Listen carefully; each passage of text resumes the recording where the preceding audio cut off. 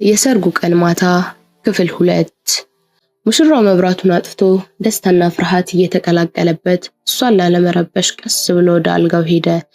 ነብይ ከነገሩን አንዱን ልናገር፣ ዝም ብሎ አይገባም ወደዛ ነገር።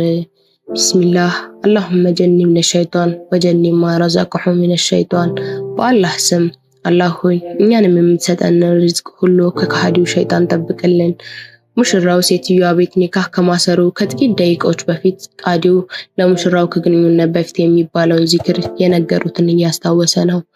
እናትየው ይህ ነገር አላማራቸውም። የተፈጠረውን ለማወቅ ይመስላል ሳያስጠጡ ከእግራቸው ስር የተኛውን የልጃቸውን የቅርብ ጓደኛ እና አንደኛ ሚዜ እንደለመዱት በእግራቸው ረገጥ አረጉት። አቤት ማዘር አለ ፈጠን ብሎ። አልተመቸኝም፣ ቦታ ቀይርልኝ፣ የተኛሁበትን ወደ ቤት አስጠጋልኝ አሉት። ሚዜውም የተባለውን አደረገ። ጎሽ አላህ ጥሩ ትዳር ይስጥህ አሉት ማግባቱን ረስተው። ሚዜውም ኧረ ማዘር እኔማ ገራሚ ሚስት ነው ያገባሁት፣ እኔ ነኝ የመረጥኳት በቤተሰብ አይደለም፣ ደሞ እንዋደዳለን አለ።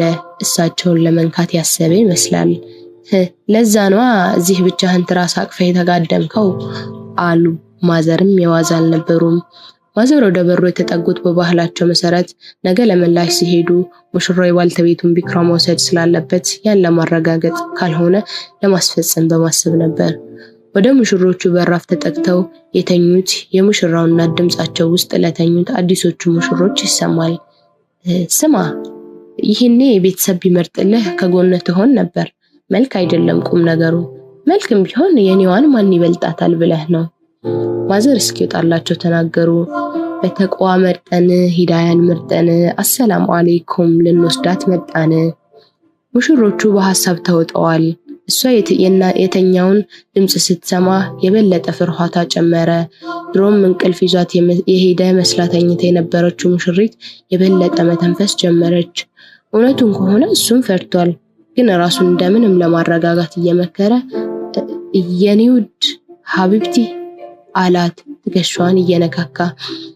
እንደምትሰሚኝ ያውቃለሁ፣ ወደ እኔ ዙሪ፣ ወደ እጆቹና ወደ ራሶቹ እየሳባት እሺ ብላ ዞረች።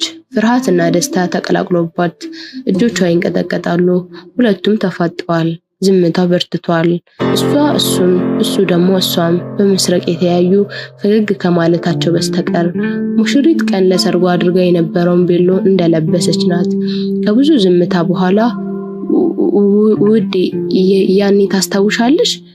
ለመጀመሪያ ጊዜ አንቺን ሳይሽ